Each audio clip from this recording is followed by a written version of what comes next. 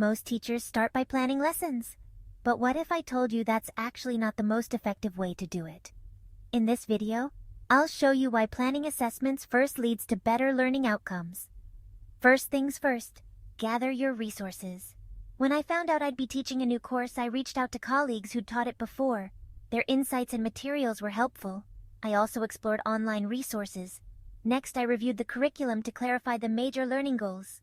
This step is crucial to ensure that your planning covers the required knowledge and skills. Then, I adjusted the existing syllabus as needed to better fit my teaching style or the needs of my students. On the first day, I walked students through our syllabus and used a get-to-know-you form to learn about their interests and concerns.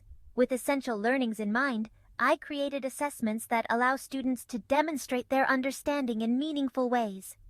Projects, case studies, presentations, and traditional assessments all played a part. This technique ensures that every lesson has a clear purpose. For engaging lessons, I use a thinking classroom approach. Students work in groups, solve open-ended problems, and engage in structured discussions. This fosters deeper learning and encourages them to take ownership of their education. I set clear guidelines for attention signals, digital workspace organization, responsible technology use, and a clear end-of-class procedure to help maintain structure and productivity. Through introductions, icebreakers, and flexible grouping strategies, I make sure every student feels included and has opportunities to collaborate. I use a course calendar, clear learning objectives, and exit tickets to keep transparency and gauge students' understanding.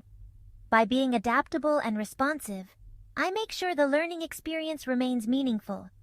There you have it. My example of using the backward design approach to plan for a university or college-level high school course that sets your students up for success. Thanks for watching and happy teaching. Happy.